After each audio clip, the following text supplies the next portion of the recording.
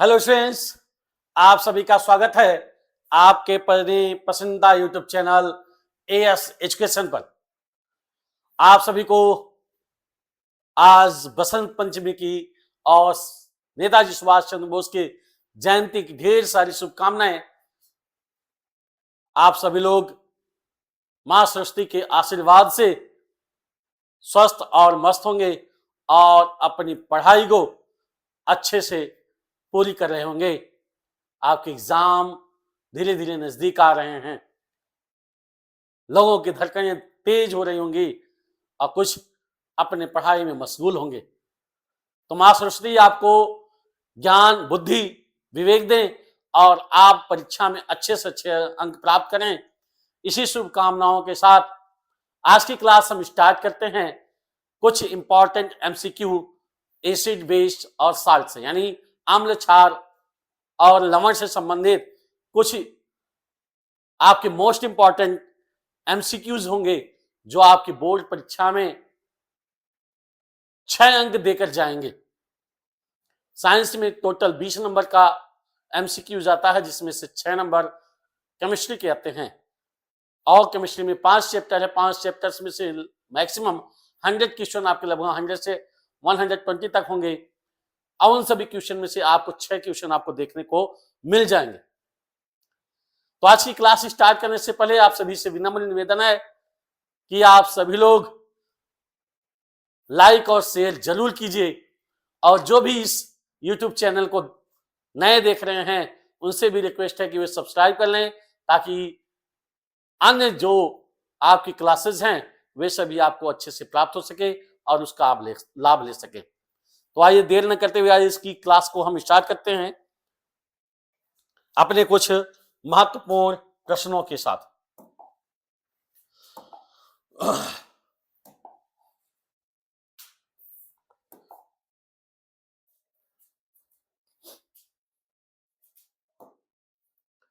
चल, तो आज का पहला क्वेश्चन है, जो अम्ल दूध को खट्टा करता है, जो अम्ल दूध को खट्टा करता है उसे कौन सा अम्ल कहते हैं? अधिकतर घरों में आप जानते होंगे कि अम्ल का प्रयोग किया जाता है जो दूध को खट्टा कर देता है। क्या करता है भैया? दूध को खट्टा कर देता है। तो दूध को खट्टा करने वाला वह कौन सा अम्ल है जो दूध को खट्टा कर देगा? तो इसमें देखेंगे एसिटिक अम्ल तो नहीं हो सकता, सिट्रिक अम्ल ये भी नहीं हो सकता, ऑक्जेलिक अम्ल ये भी नहीं हो सकता। तो हमारा क्या होगा आंसर? एसिटिक अम्ल, सॉरी लैक्टिक अम्ल। क्या होगा? लैक्टिक, क्योंकि लैक्टिक अम्ल ही दूध में पाया जाता है जो दूध को क्या करता है? खट्टा करता है। दूध को क्या करता है भैया? खट्टा करता है। चलिए अगले क्वेश्चन की तरफ चलते हैं और हल करने का प्रयास करते हैं। दिया कौन निम्न में से कौन सा क्षार है? क्षार। अब बात आती है देखिए दो शब्द की, एक अम्ल और एक क्षार की बात आती है। किसकी बात आती है? एक अम्ल की बात आती है और एक क्षार की। तो सबसे पहले हम जानते हैं अम्ल क्या होता है। अम्ल जिसमें हाइड्रोजन आयन होता है, एंड जो हाइड्रोजन आयन देते हैं। और क्षार, क्षार की बात करें तो जो OH आयन देता है, यानी ये हाइड्रोक्साइड देता है, यानी इसमें हाइड्रोक्साइड होगा और इसमें क्या होगा? हाइड्रोजन आयन होगा। क्या होगा भैया? हाइड्रोजन आयन होगा। दूसरी चीज, पीएच के आधार पर अगर हम इनको कैलकुलेशन करें तो पीएच का आधार क्या होता है? 0 से 17 तक, 0 से 14 तक। कितना होता भैया? 0 से 14 तक। और 14 का मध्य बिंदु कितना होता है? 7। और 7 किसका है? H2O, जल का। 7 पीएच मान किसका होता है? जल का। और 7 से कम है अगर तो वह क्या हो जाएगा? अम्ल हो जाएगा। और 7 से ज्यादा अगर है तो वह क्या हो जाएगा? क्षार होगा। पीएच मान जितना कम होगा, यानी 0 से 1, 2 के नजदीक जितना ही कम होगा वह क्या होगा? प्रबल अम्लीय होगा, यानी तीव्र अम्लीय होगा। बहुत ज्यादा वह अम्लीय होगा। अगर उससे कम है यानी 7 के नजदीक है तो वह क्या होगा? कम अम्लीय होगा। क्या होगा भैया? कम अम्लीय होगा। ठीक है। तो यहां पर क्या पूछ रहा है? निम्न से कौन सा क्षार है? तो क्षार देखें यहां पर HCl यानी हाइड्रोजन आयन दे रहा है, ये क्या हो जाएगा? अम्ल हो जाएगा हमारा। फिर H2SO4 यहां देखिए हाइड्रोजन आयन दे रहा है तो ये भी क्या हो जाएगा? हमारा अम्ल हो जाएगा। और यहाँ देखिए HNO3 यहां भी हाइड्रोजन आयन दे रहा है, इसका मतलब ये भी अम्ल हो जाएगा। अब बचेगा क्या हमारा? NOH। यहाँ पर देखिए OH क्या दे रहा है, आयन दे रहा है। तो इसका मतलब इसका आंसर क्या हो जाएगा, हमारा आंसर इसका हो जाएगा सी। क्या आंसर हो जाएगा, सी, यानी NaOH क्या है, क्षार है। NaOH क्या है, क्षार है। चलिए अगले क्वेश्चन की तरफ चलते हैं। अगला क्वेश्चन दिया बेकिंग सोडा का रासायनिक नाम। बेकिंग सोडा क्या होता है, बेकिंग सोडा पहले हम जानते हैं बेकिंग सोडा होता क्या है।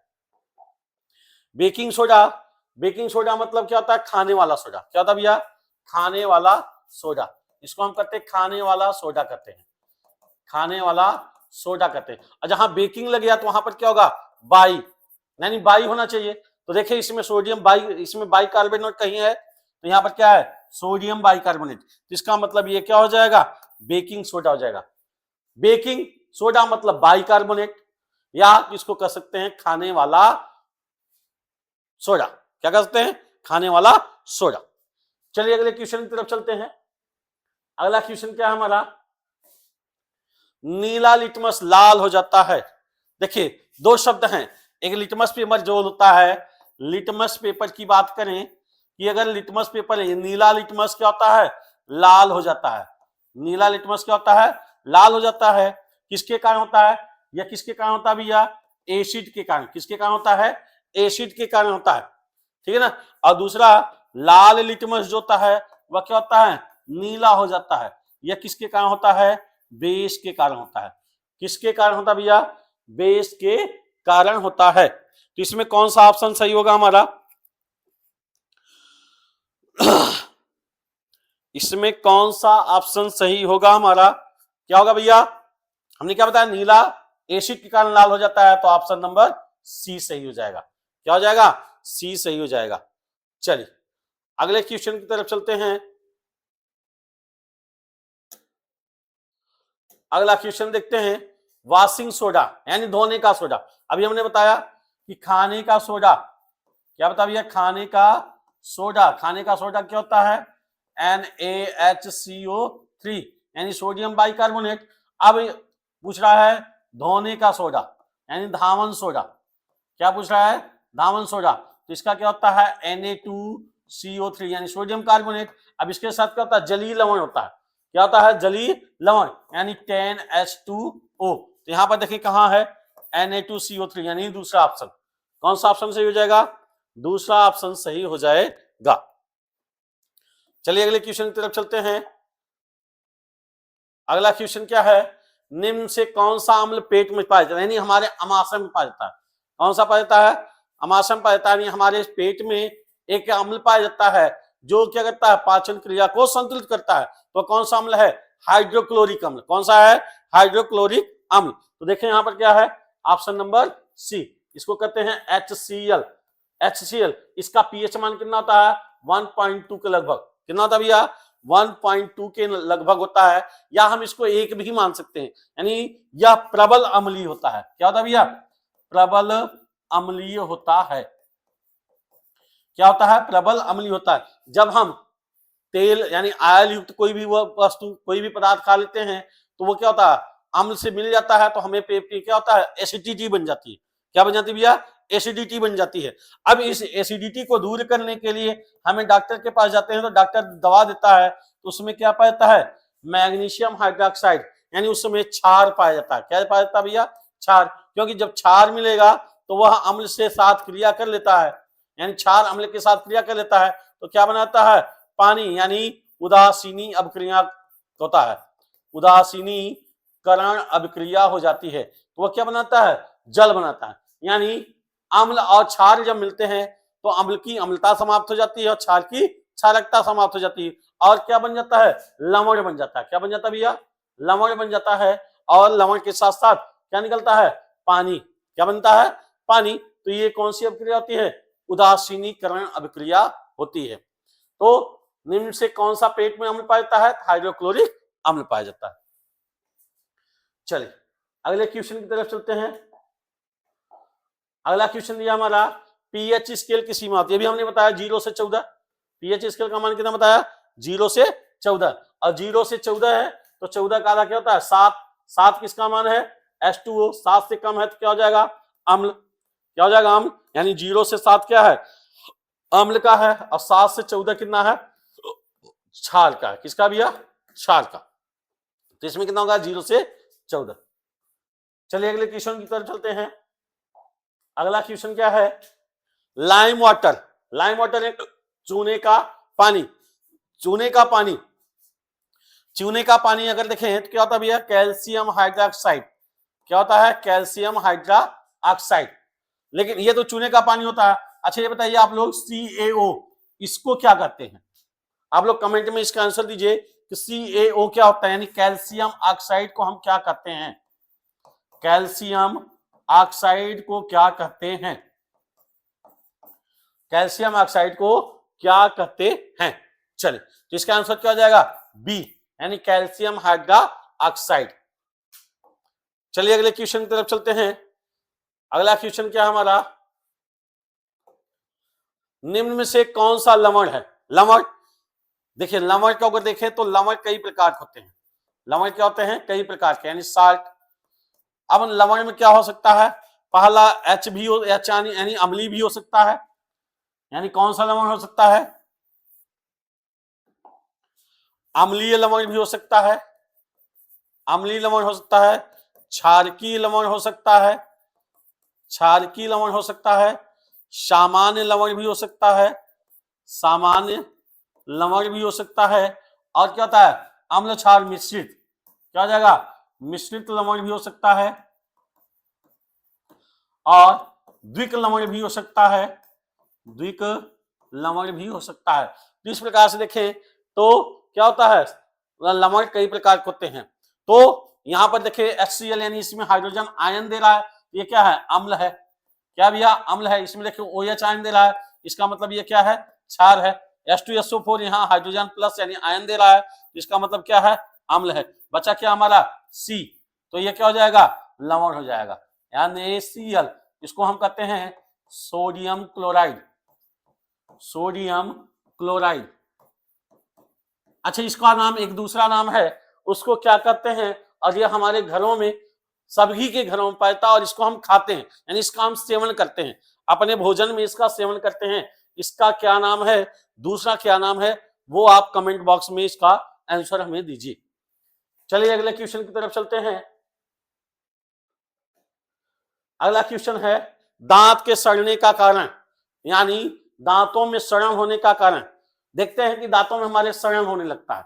सड़न होने का मतलब क्या होता है भैया, सड़न होने का मतलब क्या होगा कि हमारा जो पीएच स्केल होगा वो क्या होने लगा घटने लगा, यानी पीएच स्केल क्या होना घटने लगा। जब पीएच स्केल घटेगा तो इसका मतलब हमारे दांतों में सड़न होगी। तो यहाँ पर देखेंगे क्या है डिक्रीज इन पीएच, यानी पीएच का मान अगर कम होने लगेगा तो दांतों में सड़न होने लगती है।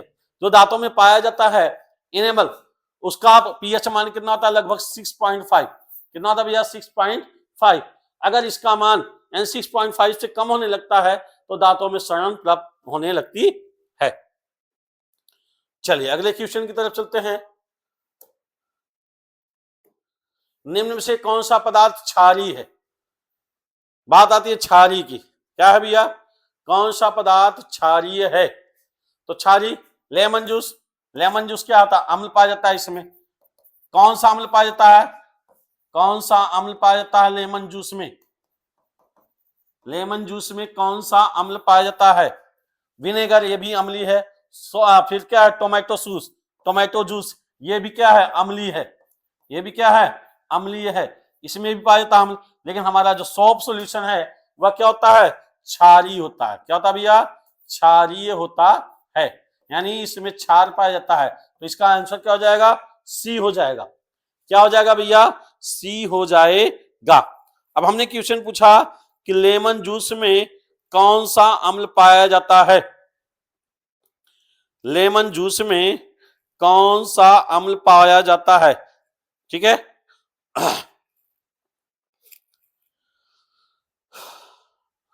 लेमन जूस में कौन सा अम्ल होता है, तो इसका अम्ल कौन सा होता है भैया सिट्रिक एसिड। कौन सा अम्ल पाया जाता है भैया सिट्रिक एसिड, क्या होता है सिट्रिक एसिड। चलिए इसका आंसर दीजिए आप लोग, टोमेटो में कौन सा अम्ल पाया जाता है, इसका आंसर दीजिएगा। चलिए अगले क्वेश्चन पे चलते हैं हम। अगला क्वेश्चन क्या हमारा,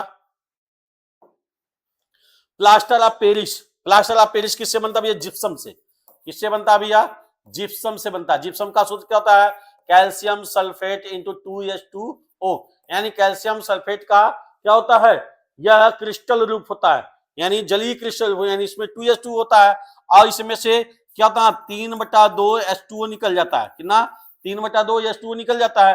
तो बचेगा क्या हमारा भैया, CaSO4 इंटू हाफ H2O, ये हमारा बचेगा। और ये हमारा क्या होता है, प्लास्टर ऑफ पेरिस। क्या होता है, प्लास्टर ऑफ पेरिस। क्या होता है भैया, प्लास्टर ऑफ पेरिस। तो कौन सा ऑप्शन सही हो जाएगा, option number C, option number C. अब ये क्या है, जिप्सम का सूत्र है। किसका है, जिप्सम का। ये कैल्शियम सल्फेट है, ये कैल्शियम कार्बोनेट। चलिए अगले क्वेश्चन की तरफ चलते हैं। अगला क्वेश्चन दिया हमारा, नमक, वह कौन सा नमक है जो अम्लीय बनाता है, अम्लीय विलयन बनाता है, विलयन बनाता है, ध्यान समझिएगा। सोडियम क्लोराइड, क्लोराइड अगर बात करें CaCl2, CaCl2 सोडियम क्लोराइड, ये क्या विलयन नहीं देता है। दूसरी बात अम्लीय भी नहीं है।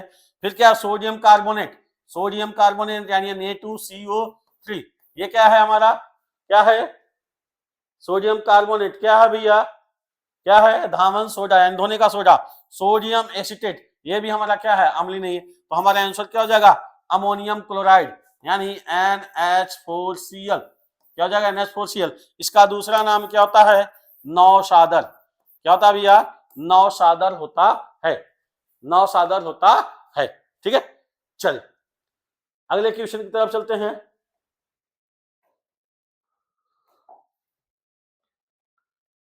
अगला क्वेश्चन हमारा देखते हैं।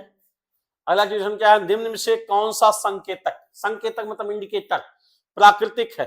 प्राकृतिक अवस्था में कौन सा इंडिकेटर है, कौन सा इंडिकेटर यानी कौन सा सूचक है जो प्राकृतिक संकेतक है जो प्राकृतिक अवस्था में पाया जाता है।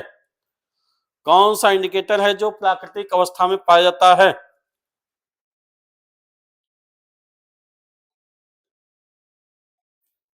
चल तो क्या भैया, इसमें का आंसर क्या हो जाएगा, आंसर सी हो जाएगा। क्या हो जाएगा, सी यानी लिटमस। क्या हो जाएगा भैया, लिटमस हो जाएगा। चलिए अगले क्वेश्चन की तरफ चलते हैं। क्वेश्चन नंबर 16, बेकिंग सोडा को गर्म करते हैं। तो बेकिंग सोडा यानी NaHCO3, इसको गर्म किया यानी ऑक्सीजन दिया। क्या दिया भैया, गर्म किया, ऑक्सीजन दिया। तो ऑक्सीजन और हाइड्रोजन मिलकर क्या बना देंगे, H2O बना देंगे। अब बनेंगे क्या हमारा, Na2CO3। क्या बनेगा भैया, Na2CO3 बन जाएगा। क्या बन जाएगा, Na2CO3 बन जाएगा। यानी Na2CO3 क्या है, सोडियम कार्बोनेट। क्या है भैया, सोडियम कार्बोनेट है। क्या है, सोडियम कार्बोनेट है। तो क्या हो जाएगा, आंसर नंबर सी हो जाएगा। क्या बन जाएगा भैया, आंसर सी हो जाएगा। चलिए अगला क्वेश्चन देखते हैं। अम्ल और क्षार की प्रतिक्रिया कहते हैं। अम्ल और क्षार की प्रतिक्रिया भी हमने बताया कि अम्ल यानी HCl हो गया और प्लस क्षार यानी NaOH बन गया। तो दोनों मिलेंगे तो क्या बना देंगे, NaCl प्लस H2O। NaCl क्या है हमारा, लवण है। क्या है, लवण। और H2O क्या है, जल है, यानी जल बना देता है। तो इसका मतलब ये कौन सी अभिक्रिया होगी, उदासीनीकरण अभिक्रिया। क्या होगा, उदासीनीकरण अभिक्रिया। यानी जब अम्ल और क्षार मिलते हैं तो अम्ल की अम्लता समाप्त हो जाती है और क्षार की क्षारकता समाप्त हो जाती है, यानी वह न्यूट्रलाइजेशन अभिक्रिया हो जाती है। क्या हो जाती है, न्यूट्रलाइजेशन। इसमें देखेंगे ऑप्शन नंबर बी हमारा क्या सही है, ऑप्शन नंबर बी सही है। चलिए अगले क्वेश्चन की तरफ चलते हैं। अगला क्वेश्चन दिया है, निम्न से कौन सा लवण दैनिक जीवन में उपयोग किया था। अभी हमने बताया था कौन सा ऐसा लवण है जो दैनिक जीवन में यूज किया जाता है। कौन सा भैया, NaCl यानी सोडियम क्लोराइड। इसका नाम क्या है, इसका नाम क्या है, घरों में जो हम यूज करते हैं क्या कहते हैं, इसको नमक कहते हैं। क्या कहते हैं भैया, नमक। तो इसका आंसर क्या हो जाएगा, बी यानी सोडियम क्लोराइड हो जाएगा। चलिए अगले क्वेश्चन की तरफ चलते हैं। अगला क्वेश्चन क्या है, लाल लिटमस नीला हो जाता है। दो क्वेश्चन अभी बताया कि एक नीला लिटमस लाल हो जाता है किसके कारण, एसिड के कारण, किसके कारण, एसिड के कारण। लेकिन लाल लिटमस क्या हो जाता है, नीला हो जाता है, किसके कारण भैया, बेस यानी क्षार के कारण, किसके कारण, क्षार के कारण। तो इसका आंसर क्या हो जाएगा, सी यानी बेस के कारण नीला लिटमस, लाल लिटमस नीला हो जाता है। क्या हो जाता है भैया, नीला लिटमस क्या हो जाता है, लाल लिटमस नीला हो जाता है। चलिए अगले क्वेश्चन की तरफ चलते हैं। अगला, निम्न से कौन सा अम्ल खट्टे फलों में पाया जाता है, निम्न से कौन सा अम्ल खट्टे फलों में पाया जाता है।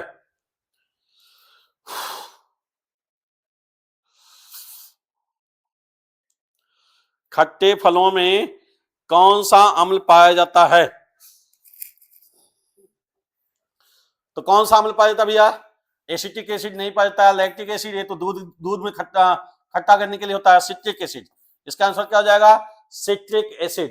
क्या हो जाएगा भैया, सिट्रिक एसिड। यानी अम्ल, खट्टे फलों में कौन सा अम्ल पाया जाता है, सिट्रिक एसिड। सिट्रिक एसिड कहां पाया जाता है, खट्टे फलों में पाया जाता है। चलिए आगे तरफ चलते हैं। आगे हमें कुछ पदार्थों के पीएच मान दिए गए हैं और उनको बताया गया है कौन ज्यादा अम्लीय है और कौन ज्यादा क्षारीय है। जैसे हाइड्रोक्लोरिक अम्ल, हाइड्रोक्लोरिक अम्ल इसका पीएच मान कितना होता है, 1, ये क्या है, सबसे ज्यादा अम्लीय। अभी हमने बताया ना कि अम्ल की जो पीएच मान होता है 0 से 7, यानी 1, 2, 3 तक लगभग ये अम्लीय होते हैं, 3 तक बहुत अम्लीय होते हैं, प्रबल अम्लीय होते हैं। 3 के बाद धीरे धीरे उनका अम्लता क्या होती है, कम होती जाती है। नींबू का रस, इसका अम्ल कितना, पीएच मान कितना होता है, 2, ये भी क्या होता है, अम्लीय पाया जाता है। सिरका में कौन सा अम्ल पाया जाता है, आप लोग बताइएगा। इसका अम्ल 3 होता है और ये भी अम्लीय होता है।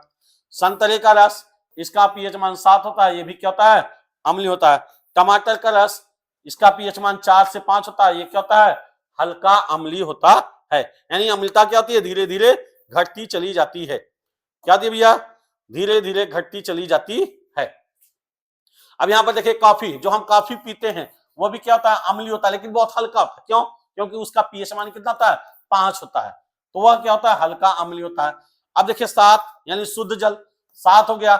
अब ये क्या होता है, उदासीन होता है। क्यों होता है, क्योंकि ये 14 यानी 0 से 14 है, तो 14 का मध्य बिंदु कितना होता है, 7। यानी अगर हम H2O को तोड़ेंगे तो H प्लस OH माइनस क्या हो जाएगा, H प्लस OH माइनस, यानी हाइड्रोजन आयन भी पाया जा रहा है, हाइड्रोक्साइड भी, यानी ना तो या तो अम्ल भी हो सकता है, क्षार भी हो सकता है, इसलिए इसको हम कहते हैं उदासीन। क्या कहते हैं भैया, उदासीन कहते हैं।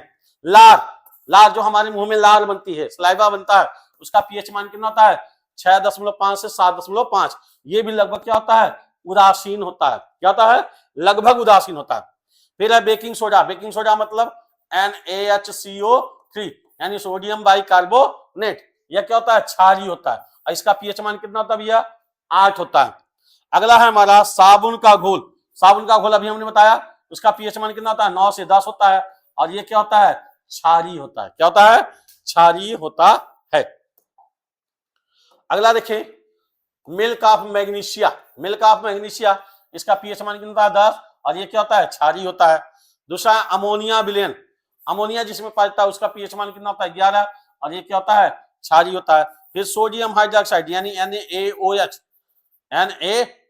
इसका पीएच मान कितना होता है, 13 से 14, और ये तीव्र क्षारीय होता है। क्या होता है भैया, तीव्र क्षारीय होता है। ठीक है, तो आज के लिए बस इतना ही। ये आपका पार्ट 2 यानी चैप्टर 2 अम्ल, क्षार और लवण से जितने भी मोस्ट इंपॉर्टेंट क्वेश्चन बन सकते थे, उन क्वेश्चनों को आपके सामने प्रस्तुत किया गया।